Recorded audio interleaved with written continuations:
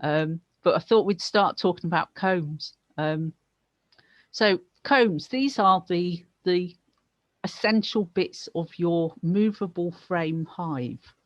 And the reason we have movable frame hives rather than skeps is because it's much easier to do disease inspections when you can take the frames out and look at them. So what are combs used for? They are used for absolutely everything. They are used for the baby bees, for the brood, and they are used for storing nectar and then honey. They are used for putting pollen in, and they are used for resting on and in, and they're used for dancing on.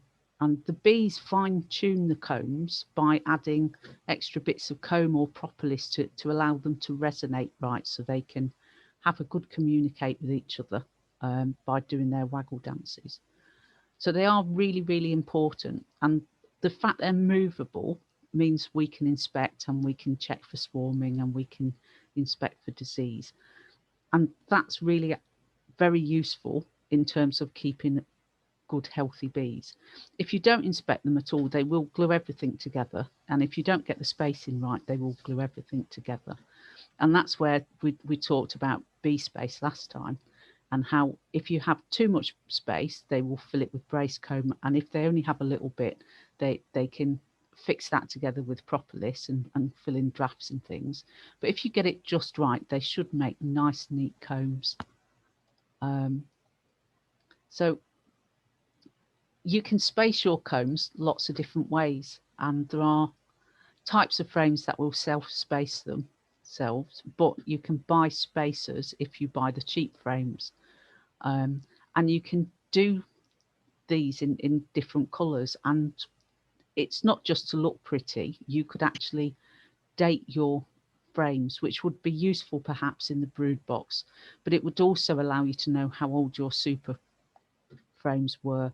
Not that most people ever replace them, and they look quite pretty if they're in different colours, and it might be you want to keep all of your frames for one hive for the supers marked with one colour, and all of them for another hive a different colour.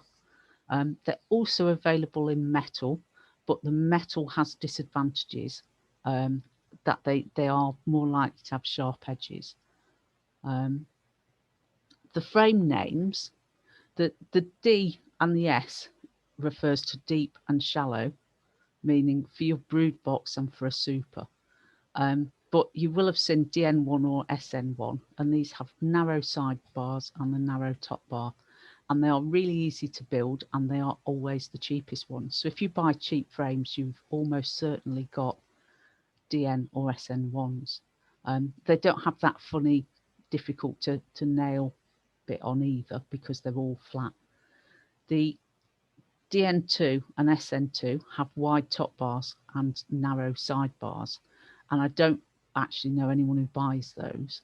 DN4s and SN4s have the Hoffman type sidebars and narrow top bars, and all that means is you've got that funny pointy bit that goes next to the end, and that's what spaces them. And they're really good in your brood box because you get your spacing right, and it's a lot harder to measure spacing up when you've got Hoffman types. DN5 and SN5 have a Hoffman type sidebar and a wider top bar, and some people prefer these, and the problem with them is they do actually cost more than the DN4's SN4 versions, because you're actually getting more wood for your money. But the only difference is actually the top bar. If you can't remember what sort you like, then always check back in your order history to see which ones you bought last and remember whether those were the ones you liked or not. If you're on a really tight budget, the DN1 and SM1s are cheapest though. But if you buy them in the sales in bundles of 50, there's virtually nothing between them. And I buy DN4s and SM4s, although I do have some SM1s, but I like the Hoffman style ones because you get your spacing right. The self-spacing bit, some of the frames are called manly, and they actually have solid bars all the way to the bottom, and they're usually a lot dearer. But they don't jiggle about at all, and they're self-spaced all the way down, as opposed to the Hoffman, which has wide at the top and then comes in at the bottom. In terms of what the bees prefer, I don't think there's actually very much difference. But that's something to look out for. If you buy frames new, it always has a label on them what they are. If you pick them up second hand and the label's gone, you might need to look at them carefully to work out what they are. And the commercial frames, if look remarkably like the national ones, because they're virtually the same. But that's absolutely nothing to sort of worry about. If you're buying DNs and SNs for your nationals, that's all you need to think about. Is it DN? Is it SN? And always buy them in bulk because it's cheaper. And you can buy your foundation at the same time and keep that flat in the cupboard somewhere. So to make wider spaces, you can buy plastic or metal ends, but you don't use these on blank foundation like it shows in this picture, because if you do that, the bees go absolutely crazy and just fill it in with all sorts of parallel bits and perpendicular bits, and they'll just go a bit mad in there.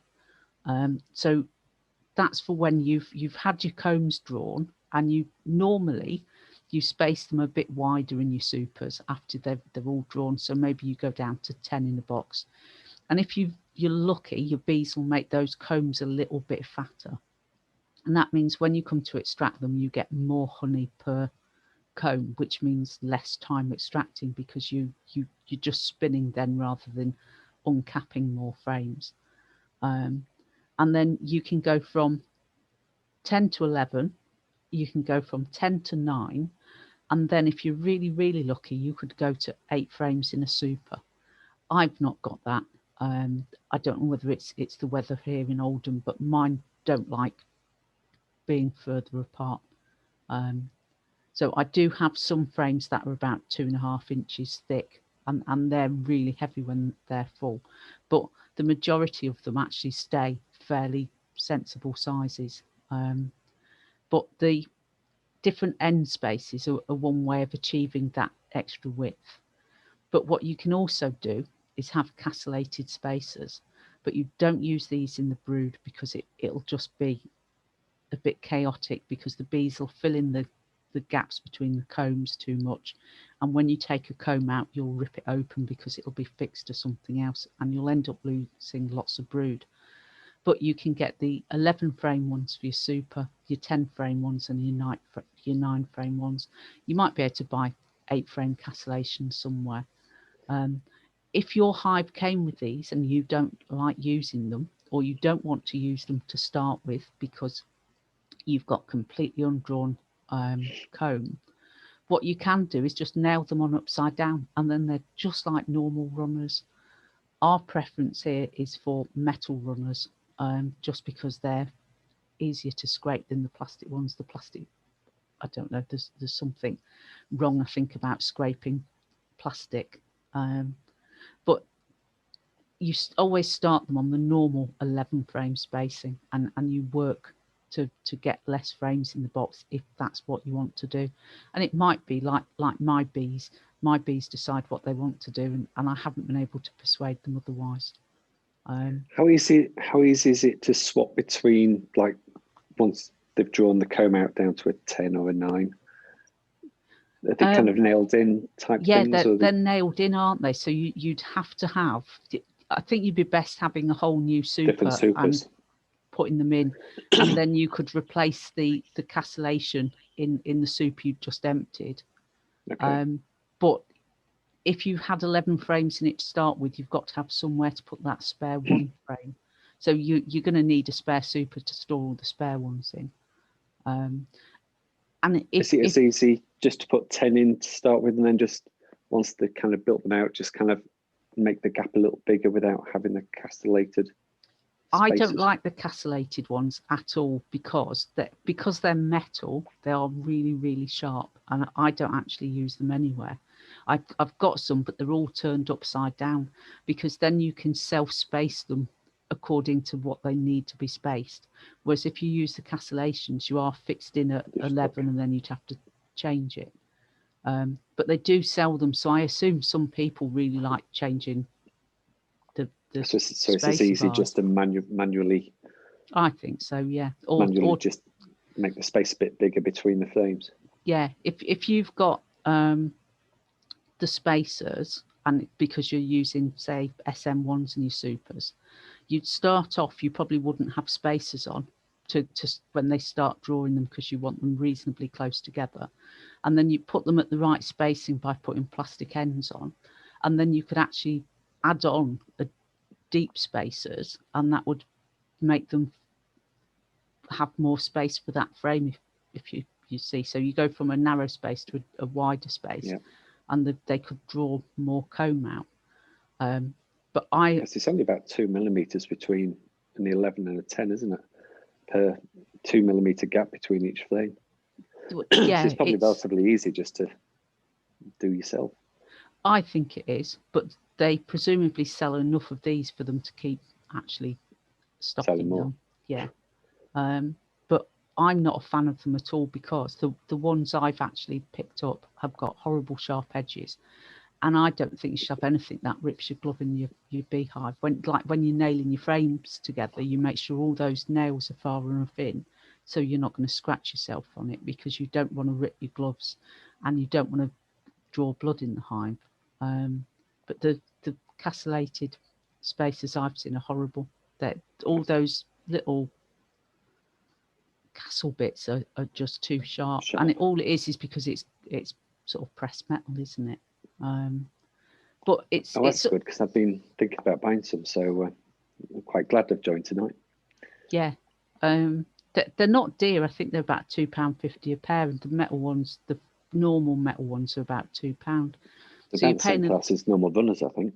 Yeah, they weren't much different. But it's up to you. You might be able to persuade your bees to end up on 8 frames in a super, which means you get a box full of honey off 8 frames, which is in theory less work. Yeah. But I'm not a fan, and I space things on their own. And in my propolis hive, I don't have to worry about things sliding about, because there's that much propolis on the runners. Even if I scrape it clean, there will still be enough on there to stick things down. I do know someone who's got much less propolis bees than me, and he's put supers on, and he's not very good at putting them on level. And it's quite funny, actually, when you're spacing your super, don't space it whilst it's not on the hive, because when you pick it up, those new frames are just going to slide about everywhere. So you will waste your energy arranging it out of the hive, and then you pick it up and put it in the hive, you tilt it back towards yourself, and they all just shuffle down towards you, and you've got to space it again. But that's almost neither here nor there. If you space them when they're on, you can do it with your fingers if you want, but when there's nothing in the hive, there's if there's no propolis, the frames do move more. The bees don't move them though, so if they're not as they were when you put them back, it's because you put the crown board on or the roof on and bumped the box. So that is something to watch for. The foundation options, there's absolutely loads of foundation. If you go to my favorite beekeeping supply shop, you get to pick all sorts of different options. You can pick whether you want drone or worker. And if you put worker, if you put drone brood frames in your brood box, they will make drone brood in it. You don't really want them to do that particularly across a whole box. So you might buy some and just put one sheet in and allow them to use that for drone brood if you were going to do sacrificial drone brood. Or if you wanted to rear from one of your good queens, you might allow her to have extra drone brood in her hive, because you want those good genes being sent off into the drone congregation areas to mate with other queens, to provide that good genetic material. So you might occasionally want to look at drone comb, but most of the time you'll look at worker comb. And some people swear by putting drone comb in their supers because the cells are bigger. You should, in theory, get more honey in it. The risk is if you ever go for a brood and a half, and that all happens to have drone brooding, your queens are likely to lay drones in your super and waste quite a lot of energy. So that's not generally something we recommend. You can buy foundation wired and unwired, and I know in Spain they use unwired. They buy unwired foundation because I know a beekeeper who came back from Spain and was much amused that we all bought wired stuff because he saw nothing wrong with spending an afternoon adding the wires to plain foundation. But that's a step too far for me, and I know some people do it and you just have a battery there and you apply heat through the wire and it melts itself into the foundation. And that gives you the option of how you have the wire. And normally it's a lovely W shape in the there, so it gives you points of contact at the top and at the bottom. But if you wire it yourself, you can choose to go across the comb, so it's like a horizontal line through it, and you'd normally do 2 of those.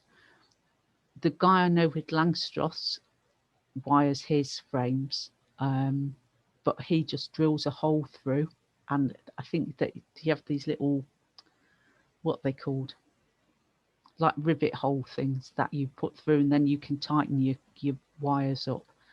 And it all just strikes me as quite a lot of faff when these major suppliers are quite good at providing wired comb.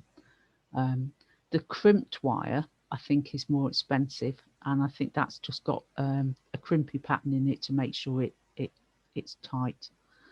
The thin unwired comb you use for doing cut comb. So if you want to do cut comb from heather honey or borage or any other type of cut comb, you would want thin unwired comb in your supers. And that's because you definitely don't want to be selling anything with a bit of wire running through it. And it'll actually be thinner, which is of more benefit. Otherwise you get the rib through the middle of your cut comb, and that just makes it that little bit more chewy in the middle. And I know the point of cut comb is that it is actually all wax, but the bit in the middle, the rib, is the bit that's come from the shop. And there are some purists who would argue if you're going to do cut comb, it should all be what the bees have made. But it is, I think, much better to guide the bees, and that's what thin unwired's for. You can buy organic wax foundation, and I have no idea how they certify it as organic, where it comes from, and how they guarantee it's had nothing near it. That would be a question to ask one of the manufacturers who sells it, I think. You can also use just strips of foundation, and that's when you want the bees to draw their own comb, and you can actually use your unwired foundation and just cut it into strips and insert it as you would do a full sheet, and then that would allow the bees to draw whatever comb they wanted. So if you put a strip of foundation comb in a brood box, it might be the bees decide to draw it for worker brood, or they might do drone brood. And it's very probable, if you put it in at the right time of year, you would guarantee getting drone brood with that. The small cell refers to worker or drone. And plastic, I have used plastic comb in a super, and they've drawn it just like they would a normal box of foundation, with the problem being only there's a couple of edges that I can see when I extract them that I know are still actually plastic and haven't been covered, but they are very, very tiny bits, and most of them are really well drawn. And the advantage of that, in theory, is you can steam it off and put it back in. So if there was a problem with it being messy, you could scrape it all back and put it back, and that central sheet would still be there. They also sell comb for sections, which is thin, unwired, that you can cut up and put in little section boxes. And not huge numbers of people do sections, but they are something you might want to do if you want to get into showing honey, because it's one of the classes that you can usually do reasonably well at once you've mastered it and your bees behave and do it nicely, because there isn't a huge amount of competition for that one normally at the local shows. But that isn't something I do. I have played with section boxes that were made of what felt like balsa wood, and you basically get them flat pack and they've been cut and pressed, so you just fold them up into a square after you put your foundation in. But it's a lot of faffing, so it's definitely something to do if you like showing. So comb replace. Questions on the foundation. Go on. Does the plastic last longer than the wax? And also, I've noticed they sell it in black. Is there any advantage in that or not? I've seen the black foundation that's in someone's brood box that I know, and I don't think there's any advantage with it over the yellow stuff. I bought the yellow stuff, and the only disadvantage with the yellow plastic stuff is it was slightly longer than the frame would be, but that wasn't a problem for the bees. The other disadvantage is that if you ever get holes in your comb, they can't do that in plastic comb. And I have read of one beekeeper who actually drills a hole in the side of each sheet of foundation for the plastic stuff, so that his bees have that option of having a run through. And I think that's a bit above and beyond, but it's something he does because his bees might like it. And I don't know whether they've filled in all the holes. I don't think he's written about that. But it would then give them the option of the run through. In terms of lifetime, because you can scrape it back and clean it, it'll last for years, I should imagine. I'm hoping it's steam proof, but I've never tested it. I do, however, have some small bits that I will test next time I put the steamer on outside. I will put a small piece in and see what happens to it, because obviously if it all melts and bends, there's no point steaming any of it, and you'll just want to scrape it off and then do a hot but not boiling washing soda solution, I think, and get it really clean.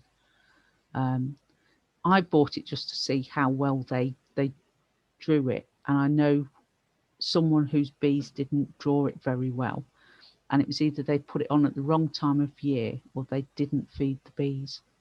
And bees like lots of food coming in when you're asking them to draw comb.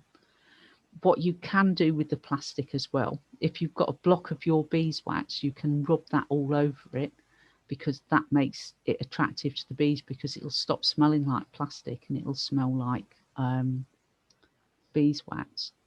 And one of the other types of frame that perhaps I should have included in this is, it's for supers only though, is the flow hive frames, and they're all plastic. And my experience of that is the bees did seem quite reluctant to draw that. And I do know someone who's here tonight who's had it on his a flow hive on his hive for a couple of years, and they've not drawn very much of it at all. And whether that's just because the plastic used in them is different to what's the normal foundation stuff, or whether it's it's just something that bees aren't particularly fond of, I don't know. The one I got to use for a season, I wasn't keen on at all, and the bees didn't seem particularly interested, but they did partly draw some frames. So in terms of length, I don't think plastic foundation's been around for long enough to give it a proper sort of explanation of how long it'll last. But the things that we do to other frames, like steaming, I will investigate, because I think that might be really useful to know. Okay, thank you. If you struggle to see eggs, are they easier to see against the black plastic? Steve just, or is it? My not friend much said difference? so, but I think it's easier in really pale comb, and I don't know whether it's just The lighting conditions more. lighting. Where the way he inspects his hive, if he inspects his hives after noon, he has always got the sun behind him. And the problem in our apiary at the allotment is it's quite shaded, and if the sun's not there, then I think that makes it harder to see eggs. But he swears by the black foundation as being easier, but I don't think I've spent enough time looking at his combs to actually do a direct comparison. It's something I think you'd want 2 frames next to each other to look at. So are there any other questions on foundation? Could you mix and match it? Could you put like a black plastic frame in with a load of like wax foundation just to see what the difference was? Yeah. I did with the plastic. I put 6 in one box in 5 in another, and I put some together, and I don't think there's any significant difference in how fast they got drawn. So I think my bees treated it all the same, and I can't actually remember where I bought it from. But I was thinking about what Mike said, and I struggle to see eggs, and I struggle to see larvae because obviously I wear big glasses for reading and normal glasses for normal work. So I wear my normal glasses to walk down to my hive and inspect them. But then I can't change them to my reading glasses because obviously you can't take your hood off. I've tried to put them inside the hood, and it's an absolute nightmare to try and get them off and put them back on again. So I've got magnifying glasses, torches and all sorts. So maybe I could try one sheet of black foundation and just see if it makes a difference for me. Yeah, it's definitely worth trying. Yeah. And you can mix and match. If you wanted some plastic and some wax, you could try that. It made very little difference in the super I tried it in, but I've not used it in a brood box. The small pieces of foundation I've got are cut up from a bigger sheet, but I bought them cut up because they're for mating nukes.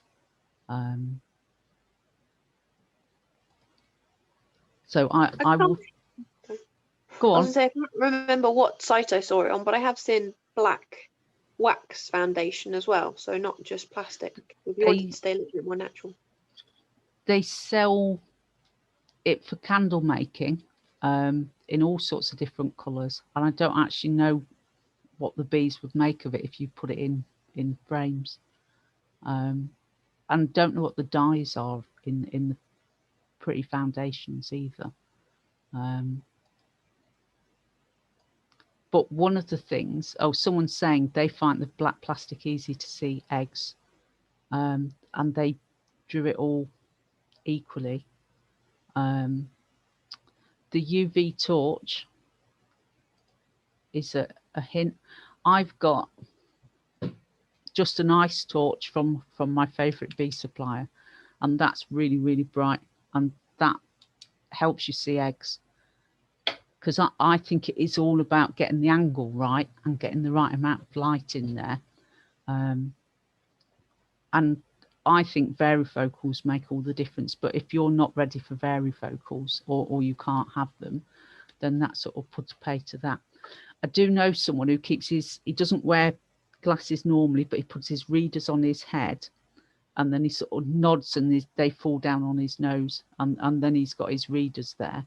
But he has difficulty getting them off back onto his head, so then he's walking around in the apiary not seeing properly where he's going, which I think is a really bad idea.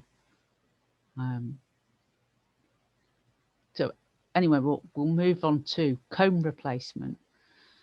This is essential, and the MBU recommend you do this. You change comb every 3 years, because old comb is basically, it acts like a liver, and it stores all the bad stuff in the hive. It traps all the pesticides and chemicals and anything you put in the hive will end up in the wax if it's lipophilic. And some of the treatments we talked about for varroa will sit in that wax and make it really not very healthy for honey. So that's something to think about. And we did talk about, if you're going to use some of these treatments and they say don't use the brood comb ever for honey after you've used it, then you need to perhaps time that treatment so that the next spring you look at changing all the combs in your brood box, and that would then give you a healthy, clean hive again. And the bees, when they make their babies, that gets full of propolis and bee poo and all sorts of stuff in it. They get darker and darker and darker. And the darker it is, the less likely the queens are to lay in it. And somebody suggested, it was Professor Pickard, suggested this experiment of cutting up an old piece of brood comb that was very dark and welding it together with a soldering iron with squares of clean comb and seeing which the bees prefer. And his theory is the bees will prefer to lay in clean comb. So in theory, you should get a healthier, more vigorous colony by looking at changing your comb regularly. The easy way is to do a Bailey comb change and get it done in one go over 3, 4, 5, 6 weeks, depending on how long it takes your bees to draw comb. But you do really need a strong colony for doing that, and you can do it without a strong colony, but you have to chimney them, which is using big thick blocks at the side to keep them into a small space and get a few new combs drawn on the top. And the idea of a Bailey is that after they've started laying in the top box, you can move a floor up a level. So the old box, you just wait for all the brood to hatch out of, and they're not coming in through the entrance and walking up through it and putting their dirty feet over the new comb again. There is a leaflet designed how to do that, and I think it's fairly well covered on a video somewhere. I'm trying to think who's done the video, but I can't. The shuck swarm is much more sudden and abrupt, and it's much less popular with people because it feels really, really cruel. But there's a guy in Southampton called Andy Willis who uses the shuck swarm, and he reckons it deals with swarm control because your bees get rid of all that urge to build comb. They build up really quickly. They draw the box of comb fast, and they actually get rid of all the varroa and disease that's in the old wax, and it gives you a really healthy colony. You would need a really good sized colony for that. You would also need to feed them a lot if there wasn't a massive flow coming in, and that's probably when you'd want to give them a gallon of sugar in a full size feeder. It is a lot more abrupt. You have to have good weather for that, and I think him being in Southampton on the south coast probably means he's got a much better season than us, because it'll start earlier and it'll finish a bit later, but he gets really good honey crops, partly because Southampton's full of forage and partly because of his shuck swarm technique, I think. Most beekeepers given a choice would probably go for the gradual 3 frames a year option. And you do this by moving the rottenest frames out to the edge of the box as the season progresses. And if you write on the top, remove this year or after remove, so that you know when you inspect your hive, you don't accidentally put it back in the middle. And the problem with doing it gradually like this is you're aiming to have nothing in that comb. So you don't want any brood in it, you don't want any food in it. And invariably, the bees will need extra drawn comb in the middle of the brood box at some point in the season. And if you put that old comb back in the middle because your bees are running out of space and you'd like to give them more space, then it's actually going to take you another 3 weeks before you can take that comb out again. And by which time they'll have put more brood in it. So it can be really tricky to sort of get the balance right of how you move these frames out. And you have to be a bit strict with yourself. And what you can do if there's a good enough flow on early in the year is put a frame on the edge of the brood nest, and they'll draw it And sometimes if there's no flow on, you can put a comb just beyond the edge of the brood nest, so maybe next to the pollen wall, the other side of that, and feed them, and they'll draw that. But early in the year, you don't want to break your brood nest by putting an undrawn comb in, because if it gets very cold early in the year, they'll all cluster into a ball, and you'll have spread the brood nest out too much for them to work out how to keep it all warm. So the gradual one, well, whilst it seems easy, it can be fraught with difficulties. And you do have to be really strict about, that's a comb I really want to get rid of this year. When you've got old combs and they are really dark, which is the reason you're getting rid of them, having some in a bait box is a really good idea, because they will really attract swarms. However, the bee inspector will frown at you if they are really old tatty frames. And once you've caught a swarm in your bait box, you should probably remove those frames and get the bees onto nice clean foundation somewhere. Just use it as an attractant rather than something for a swarm to live on. The Bailey and the Shook Swarm both have leaflets at BBKA explaining how to do it. You don't have to do it for 3 years. So if you've started beekeeping this year, pencil it in your diary for 2023 as something to look forward to. You probably have to feed the bees for changing combs if you do it too early in the year, but that's absolutely fine. You should all be able to put a feeder on your bees and make sure they've got feed to get on with stuff. And there's quite often debate about whether it should be 2 to 1 or 1 to 1. And some people say, oh, you can only use 1 to 1. If you want them to draw comb, they'll just store 2 to 1. Well, they don't. It's all sugar, and they will use it for whatever they want for it. And the problem usually is, if they don't want to draw comb, they won't. And sometimes, because you have to have the right age of bees, a colony can just not have enough bees of the right age to be able to make lots of wax, and so your colony will struggle to make comb. And this is a problem for new beekeepers quite often. If their colony starts to expand but they're not drawing the combs quickly enough, and it might be you need to feed bees if they're not drawing comb and the colony's expanding slowly, try feeding them and see if they draw more comb. And this is when being able to move a comb that they've started putting honey in outside of a comb that needs drawing more is a really good idea. But always bearing in mind, you don't want to be spreading the brood nest unless you've got a massive colony that will be able to cope with it if the temperature drops. I like changing a couple of combs a year. I am next year going to do 2 full Bailey comb changes, and for that you need a Bailey comb floor, which is basically a queen excluder with an eek with an entrance on it, and you can make them yourselves or you can buy them, and they're not difficult to make at all. And the instructions are as simple as make an eek, get a queen excluder, and make an entrance in the eek. And that's all it is. And it sounds very fancy having this special floor, but all it means is that after your queen's in the upper box, you give a new entrance to the hive, and that stops the bees traipsing all that muck and stuff back through onto the new combs. So that's a comb replacement. If you have trouble getting your bees to draw comb, then you can feed them. That's your first consideration. Is there a flow coming in? Is there enough bees? Can they get the temperature enough to make comb?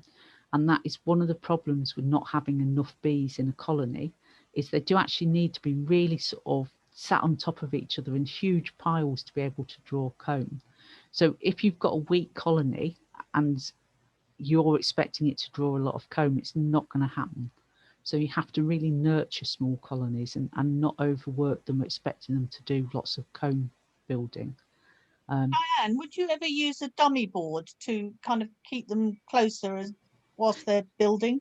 Yeah, that's what you do with the chimneying. You have in effect, you take out anything that's got honey on only, and you leave just the brood in the box. And normally, all the diagrams show you having it in the centre of the box and a dummy board each side.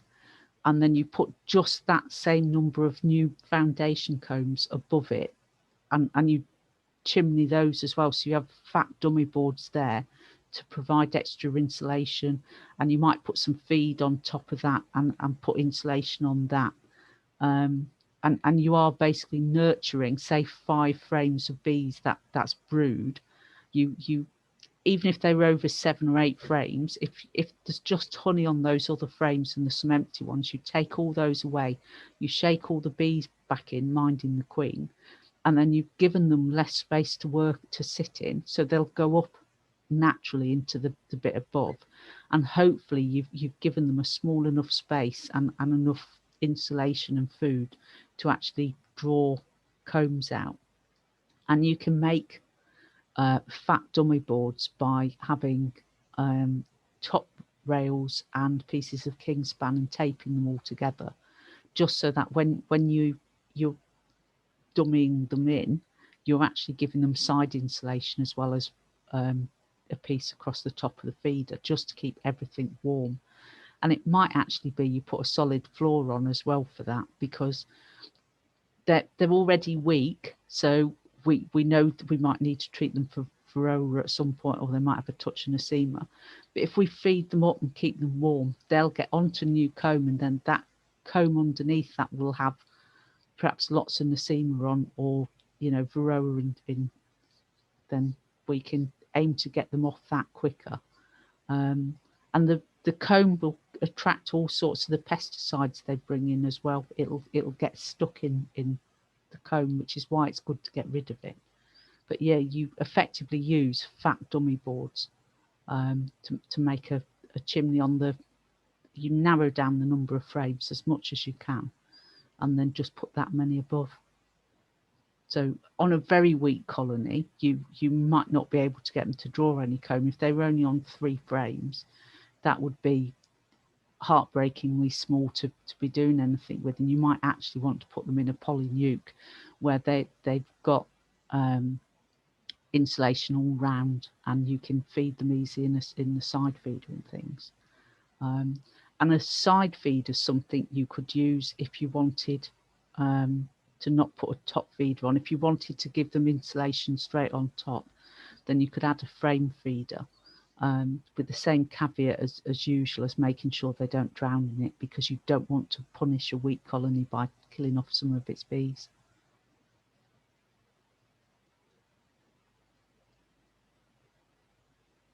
So that's the end of that. If your bees don't draw your foundation because you knocked it together 6 months ago or last year even, then what you can do is you can run a hairdryer over it. And if you don't own a hairdryer, then you'll have to find one on eBay for a couple of quid. But that sort of ties in with the combs if you don't have any combs either. But yes, keeping your combs in good condition is one of your major jobs as a beekeeper, because the bees will thrive on good, clean comb. If they're going to lay more in clean comb, then it makes sense to renew that comb fairly often. MBU say every 3 years, and I think for someone in the north of the country, the more regularly than 3 years would be difficult.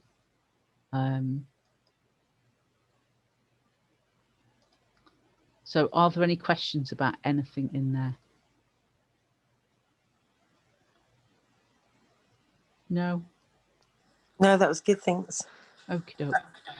There is a document that I will link to on the Welsh beekeeping page. Oh, let me find what it is. It's about doing comb, encouraging them to draw comb. Comb management is called, that's what it is. I will just show you that for when I give you the link in a bit. This is written by Wally Shaw, who's written some of their other books. But it talks about frame spacing. It's got about the Bailey comb change, the shook swarm. Comb drawing is page 12, which we will whiz down through. And there he's just talking about the different spacers and spacings. And all the different sidebars.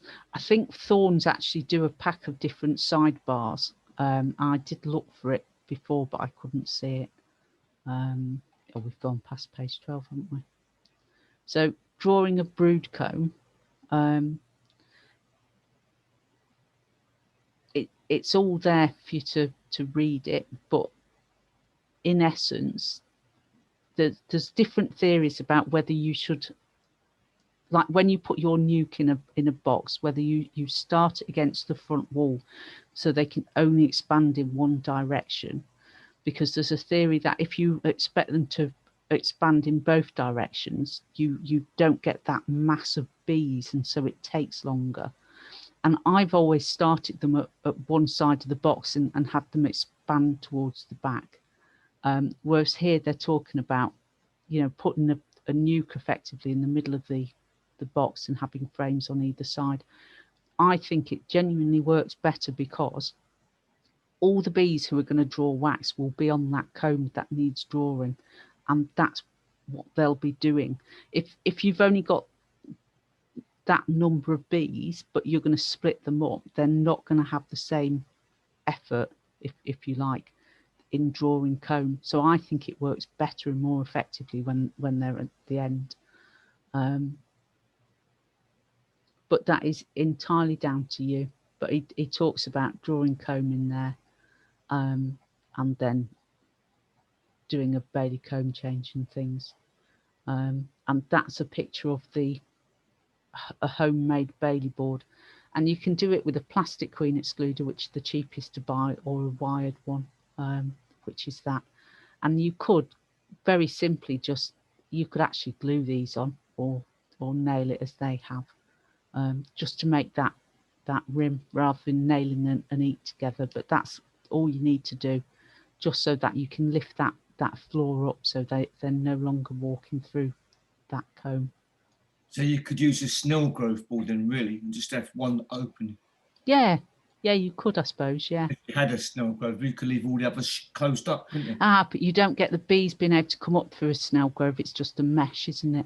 They can smell each other, yeah. but if you took that piece of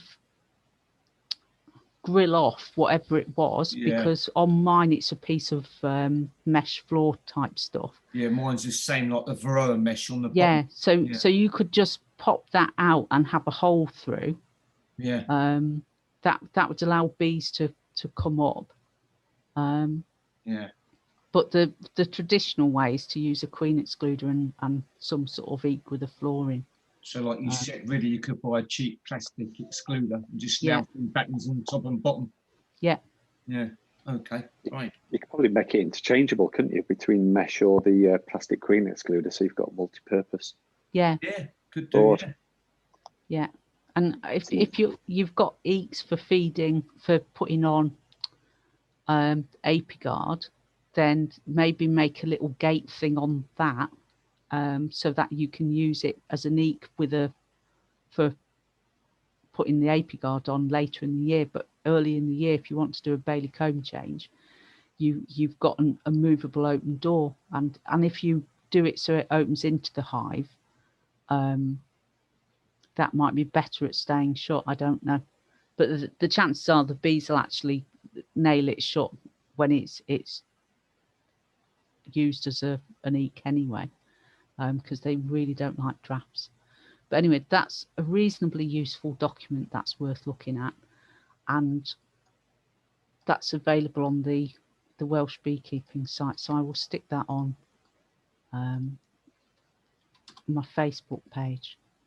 So are there any questions about anything at all, whether it's what we're covering tonight? I can tell you very briefly what we'll be doing about next time. No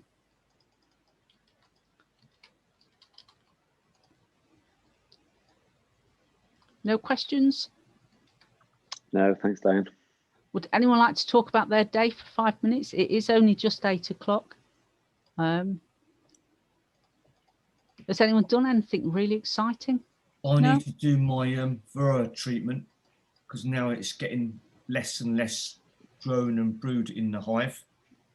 So I've got 2 hives with a brood box, and I've taken the queen excluder off, and they've both got a super on. Do I just put the 5 ml liquid on the supers, or do I take those off and put it on the brood only? You only have brood on whilst you're doing it, and I will show you. Because the queen could be up in the supers because I've got no queen excluder on. Ah. If they've not got any honey you're going to take off, though, have they? No, I'm not going to take the honey off. I'm going to leave it on for them for the winter. So I was just hoping to take the lid off, take the feeder off, take the crown board off, and just put the acid on and then put it all back again. Right. I will show you all a video I was sent today. It's not publicly available. So what I will actually do, because it's not mine to share, I will